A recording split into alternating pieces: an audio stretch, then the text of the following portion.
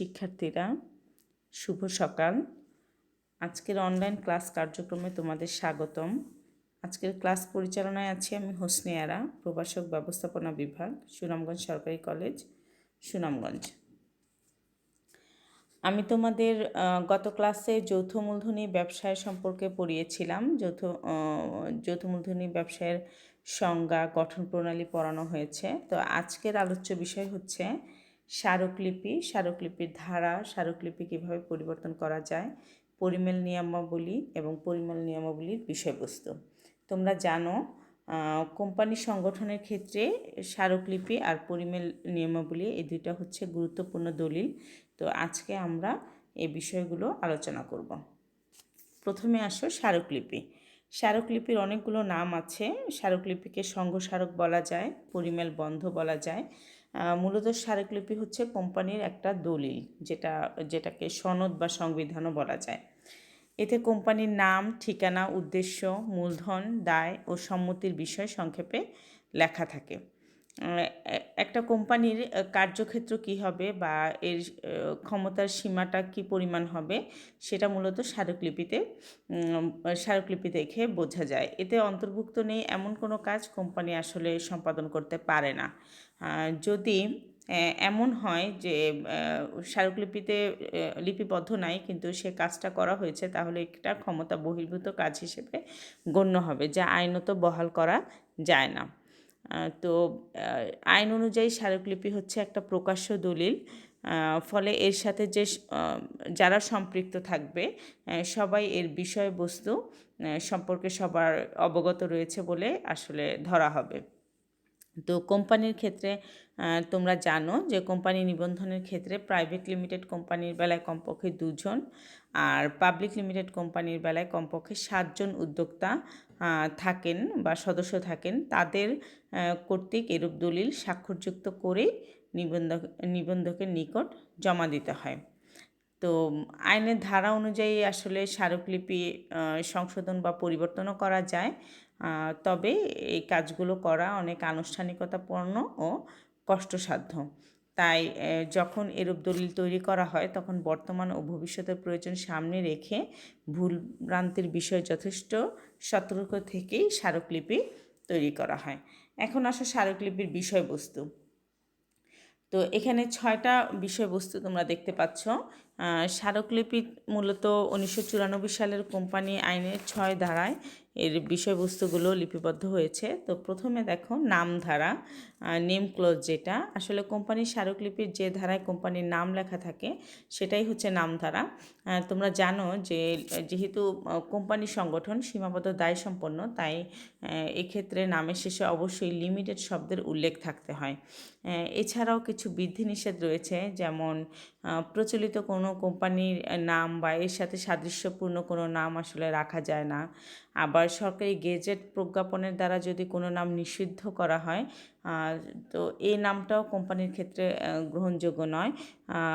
আবার দেখা যায় যে কোনো অঙ্গ সংস্থা বা জাতিসংঘ এদের সাথে সম্পর্ক রয়েছে, অনুমিত হয়, এমন নামও রাখা যায় না। নামের ক্ষেত্রে সতর্কতা অবলম্বন করতে হয়। তারপরে আসে অবস্থান ও ঠিকানা ধারা। কোম্পানির নিবন্ধিত কার্যালয় কোথায় স্থাপিত হবে বা এর প্রধান কার্যালয়ের ঠিকানা কোথায়, এটা অবশ্যই স্মারকলিপির ধারায় উল্লেখ থাকে। এবং যেহেতু এটা উল্লেখ থাকে তাই একে অবস্থান ও ঠিকানা ধারা বলে। তো এর সাথে কোম্পানির বর্তমান ও ভবিষ্যতে যে এলাকা সীমার মধ্যে তার শাখা প্রশাখা বিস্তার করতে পারবে, এতে তারও উল্লেখ করা হয়। 3 নম্বর ধারা হচ্ছে উদ্দেশ্য ধারা, অবজেক্টস ক্লজ, যেটা আসলে স্মারকলিপির যে ধারায় কোম্পানি কোনো ধরনের ব্যবসায় কাজে অংশ নিতে পারবে তার উল্লেখ থাকে, তাকে উদ্দেশ্য ধারা বলে। এটা কিন্তু সবচেয়ে গুরুত্বপূর্ণ একটা ধারা, কারণ এটি কোম্পানির কার্যক্ষমতার একটা সীমা নির্দেশ করে। তাই ভবিষ্যতে যদি কোম্পানি সম্ভাব্য যে সকল কর্মকাণ্ডের সাথে জড়িত হতে পারে তার পুরোটাই এখানে উল্লেখ করতে হবে। এর বাইরে কোনো কাজ ক্ষমতা বহির্ভূত কাজ হিসেবে গণ্য হয়, যাকে কখনোই আইনত বহাল করা যায় না। তাই উদ্দেশ্য ধারায় বর্তমান কাজ এবং ভবিষ্যতে যেসব কাজ সম্ভাব্য রয়েছে সেটার উল্লেখ করতে হয়। 4 নম্বর ধারা দেখো মূলধন ধারা। কোম্পানি আসলে কী পরিমাণ অনুমোদিত মূলধন নিয়ে নিবন্ধিত হতে ইচ্ছুক তা এই ধারায় লেখা হয় এবং এক্ষেত্রে দেখা যায় প্রয়োজনীয় পরিবর্তন না এনে এর অতিরিক্ত মূলধন কোম্পানি সংগ্রহ করতে পারে না। তো এ ধারার যে বিষয়বস্তুগুলো হলো সেটা হচ্ছে মোট মূলধনের পরিমাণ থাকে, শেয়ারের ধরন কী হবে, প্রতিটা শেয়ারের মোট শেয়ারের সংখ্যা বা ধরনভেদে শেয়ারের মূল্য কী হবে, উল্লেখ্য অনুমোদিত মূলধনের পরিমাণ অনুযায়ী কিন্তু নিবন্ধন ফির পরিমাণও নির্ধারিত হয়। তারপরে আসো দায় ধারা। কোম্পানির সদস্যদের দায়ের প্রকৃতি কী হবে, স্মারকলিপি যে ধারায় উল্লেখ করা হয় সেটা মূলত দায় ধারা। সাধারণত এ দায় শেয়ারের যে ফেস ভ্যালু বা আঙ্কিক মূল্য এটা দ্বারা সীমাবদ্ধ হয়। আর দায় প্রতিশ্রুতি মূল্য দ্বারা যদি সীমাবদ্ধ কোম্পানি হয় সেক্ষেত্রে এর মূল্য অসীমও হতে পারে। সর্বশেষ ধারা সেটা হচ্ছে সম্মতি ধারা। স্মারকলিপির শেষ অংশে যে ধারায় প্রবর্তকগণ অন্তত একজন সাক্ষীর সামনে কোম্পানি গঠন ও নির্দিষ্ট পরিমাণ শেয়ার করে সম্মতি দিয়ে স্বাক্ষর করেন তাকে এর সম্মতি ধারা বলা হয়। এতে কোম্পানির যে প্রবর্তক থাকেন তাদের স্মৃতিচিহ্নস্বরূপ ধরে রাখা হয়, কারণ কোম্পানি যতদিন চলে এই ধারা প্রবর্তকদের স্মৃতি ধারণ করে। এক্ষেত্রে নিম্নোক্ত বিষয়ে সম্মতি জ্ঞাপনপূর্বক স্বাক্ষর প্রদান করতে হয়। 1 নম্বর হচ্ছে স্মারকলিপির বর্ণনা মতে তারা কোম্পানি গঠন করবেন, এবং 2 নম্বর হচ্ছে তাদের নামের পাশে বর্ণিত পরিমাণ শেয়ার তারা নগদে ক্রয় করবেন। তো এগুলো ছিল মোটামুটি স্মারকলিপির ধারাসমূহ। তো এখন আসো স্মারকলিপির ধারার পরিবর্তন। আমি তোমাদের স্মারকলিপি সংজ্ঞাতে বলেছি যে এটার পরিবর্তন করা অনেক আনুষ্ঠানিকতাপূর্ণ এবং ঝামেলা জটিল। তো এক্ষেত্রে যে ধারাগুলো পরিবর্তন করতে হয়, প্রথমে আসো নাম ধারার পরিবর্তন। যদি নামের পরিবর্তন করা হয় তাহলে এই ধারার পরিবর্তনের জন্য শেয়ার হোল্ডারদের সাধারণ একটা সভায় বিশেষ প্রস্তাব পাশ করতে হয়, আর এ বিষয়ে সরকারের অনুমতি সংগ্রহ করতে হয়। অতঃপর বিশেষ প্রস্তাব পাশের ও সরকারের অনুমতির অনুলিপি কোম্পানি নিবন্ধকের নিকট দাখিল করতে হয়। তো আইনত যদি কোনো সমস্যা না থাকে তাহলে মোটামুটি নাম পরিবর্তনের কাজটা সমাপ্ত হয়। তারপরে আসো উদ্দেশ্য ধারার পরিবর্তন। তো এই ধারার পরিবর্তনে শেয়ার হোল্ডারদের সাধারণ সভায় এই মর্মে বিশেষ প্রস্তাব পাশ করে আদালতের অনুমোদন লাভ করতে হয়। তো আদালতে যখন অনুমোদন লাভের জন্য দেয়া হয়, মূলত 90 দিনের মধ্যে সংশোধিত স্মারকলিপির মুদ্রিত কপি অনুমোদন লাভের প্রতিলিপি নিবন্ধকের নিকট দাখিল করতে হয়। তার মানে 3 মাসের মধ্যে দাখিল করতে হয়। তো নিবন্ধক সংশোধিত স্মারকলিপি অনুমোদন করলে তখন আসলে উদ্দেশ্য ধারার যে পরিবর্তনটা সেটা সম্পন্ন হয়। আচ্ছা, এখন আসো যে এই উদ্দেশ্য ধারার পরিবর্তন কোন কোন কারণে করা যায়। তো একটা কারণ হতে পারে অধিকতর ব্যয় সংকোচ ও ব্যবসা পরিচালনার দক্ষতা বৃদ্ধির জন্য। আরেকটা কারণ হতে পারে নতুন অথবা উন্নততর উপায়ে কোম্পানির প্রধান উদ্দেশ্য সাধন করার জন্য, বা স্থানীয় কার্যকর ক্ষেত্র পরিবর্ধন করার জন্য, অথবা এমন কোনো নতুন ব্যবসা আরম্ভ করার জন্য যা কোম্পানির বর্তমান ব্যবসায়ের সাথে লাভজনকভাবে যুক্ত করা যায়, অথবা স্মারকলিপিতে উল্লিখিত কোনো উদ্দেশ্যের সংকোচন বা পরিত্যাগ করার জন্য। তো মূলত এইসব কারণে উদ্দেশ্য ধারার পরিবর্তন করা যায়। তারপরে আসে অবস্থান ও ঠিকানা ধারার পরিবর্তন। এক্ষেত্রেও উদ্দেশ্য ধারাটা যেভাবে পরিবর্তন করা হয় অনুরূপ সাধারণ একটা সভায় বিশেষ প্রস্তাব পাশ করতে হয় এবং আদালতের অনুমোদন লাভ করে তারপর নিবন্ধককে জানাতে হয়। তো এক্ষেত্রে পরিবর্তনের ক্ষেত্রে শহরের মধ্যে বা স্থানীয় এলাকার মধ্যে যদি ঠিকানা পরিবর্তন হয় তাহলে ঠিকানা স্থানান্তরের 28 দিনের মধ্যে কোম্পানি নিবন্ধকে বিজ্ঞপ্তি দিলেই চলে। সর্বশেষ যেটা সেটা হচ্ছে মূলধন ধারার পরিবর্তন। তো কোম্পানির পরিমেল নিয়মাবলীতে মূলধন পরিবর্তন সম্পর্কে বিধান থাকলেও কোম্পানির মূলধন হ্রাস বা বৃদ্ধি করা যায়। তো মূলধন বৃদ্ধির ক্ষেত্রে সাধারণ সভায় সাধারণ প্রস্তাব পাশ করলেই চলে, কিন্তু মূলধনের পরিমাণ যদি কমাতে হয় বা হ্রাস করতে হয় তাহলে শেয়ার হোল্ডারদের সাধারণ সভায় বিশেষ প্রস্তাব পাশ করে আদালতের অনুমতি নিতে হয়। তো এক্ষেত্রে দেখা যায় কোম্পানির স্মারকলিপিতে নতুন মূলধনের পরিমাণ উল্লেখ করে প্রস্তাব গ্রহণের পর 15 দিনের মধ্যে মূলধন পরিবর্তনের ঘোষণা নিবন্ধকের নিকট দাখিল করতে হয়।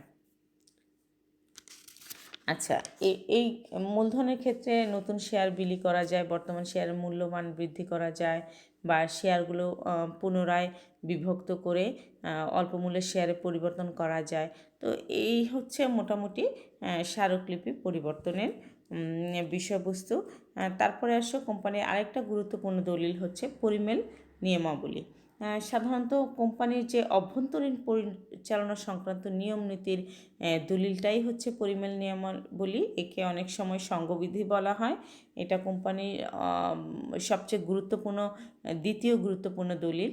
তো এতে প্রতিষ্ঠানের যে অভ্যন্তরে নিয়োজিত পরিচালক থাকেন বা গুরুত্বপূর্ণ ব্যক্তিবর্গের থাকেন, তাদের ক্ষমতা কর্তৃত্ব সম্পর্কের আসলে দিক নির্দেশ করে। প্রাইভেট লিমিটেড কোম্পানিকে বাধ্যতামূলকভাবে এরূপ দলিল আসলে তৈরি করতে হয়। আর পাবলিক লিমিটেড কোম্পানি ইচ্ছে করলে আইনে উল্লেখ পরিমেল নিয়মাবলীর নমুনা তফসিল 1-কে তাদের পরিমেল নিয়মাবলী হিসেবে গ্রহণ করতে পারে। তো এরূপ দলিল আসলে পরিবর্তনের ক্ষেত্রে সাধারণ সভায় বিশেষ প্রস্তাব পাশ করতে হয়। কোম্পানি নিবন্ধনের ক্ষেত্রে স্মারকলিপির অনুরূপ পরিমেল নিয়মাবলীও ন্যূনতম সদস্য সংখ্যা দ্বারা স্বাক্ষরযুক্ত করে কোম্পানি নিবন্ধকের নিকট জমা দিতে হয়। আচ্ছা, এখন আসো পরিমেল নিয়মাবলীর বিষয়বস্তু। তো পরিমেল নিয়মাবলী যেহেতু অভ্যন্তরীণ কার্যকলাপ পরিচালনা সংক্রান্ত বিষয় লিপিবদ্ধ থাকে, তো প্রথমে যেটা আসে সেটা হচ্ছে দৈনন্দিন কার্য পরিচালনা। আসলে কোম্পানির দৈনন্দিন কার্যাবলী কিভাবে পরিচালিত হবে সে সংক্রান্ত নিয়মাবলী এখানে থাকে। তারপর 2 আসো পরিচালক সংক্রান্ত নিয়মাবলী, যেমন পরিচালকের সংখ্যা, পরিচালক নির্বাচন পদ্ধতি বা প্রথম পরিচালকের নাম, ঠিকানা, পেশা, পরিচালকদের যে যোগ্যতাসূচক শেয়ার, সেই শেয়ার, তারপর পরিচালকদের দায়িত্ব, কর্তব্য, অধিকার, ক্ষমতা বা পরিচালকদের অবসর গ্রহণ, দায়িত্ব অব্যাহতি, বহিষ্কার সংক্রান্ত নিয়ম, এগুলো আসলে পরিচালক সংক্রান্ত নিয়মাবলীতে লিপিবদ্ধ থাকে। তারপরে আসে অন্যান্য কর্মকর্তা বা প্রতিষ্ঠানের নাম ও নিয়োগ সংক্রান্ত নিয়মাবলী। এখানে যেমন ব্যবস্থাপক বা সচিব নিয়োগ পদ্ধতি, অথবা ব্যাংকারের নাম ঠিকানা, বা ম্যানেজিং এজেন্ট যদি থাকে সেই সংক্রান্ত নিয়ম, অথবা হিসাব নিরীক্ষক যিনি থাকবেন তার নাম, ঠিকানা, নিয়োগ সংক্রান্ত নিয়ম। তো এই বিষয়গুলো অন্তর্ভুক্ত থাকে। 4 নম্বর আসো শেয়ার মালিক সংক্রান্ত নিয়ম নীতি থাকে, যেমন শেয়ার মালিকের ক্ষমতা কী হবে, অধিকার বা তাদের দায় দায়িত্ব কী হবে, আর শেয়ার হোল্ডারদের মধ্যে পারস্পরিক সম্পর্ক, অধিকার কী হবে, সেটা এখানে লিপিবদ্ধ থাকে। 5 নম্বর আসো মূলধন সংক্রান্ত নিয়মাবলী। এখানে যেমন ন্যূনতম মূলধনের পরিমাণ কী হবে, মূলধন হ্রাস বা বৃদ্ধি করার নিয়মাবলী, বা অনুমোদিত মূলধনের পরিমাণ কী হবে, মূলধনের শ্রেণী বিভাগ পরিমাণ কী হবে, এই বিষয়গুলো থাকে। তারপর 6 আসো শেয়ার সংক্রান্ত নিয়ম।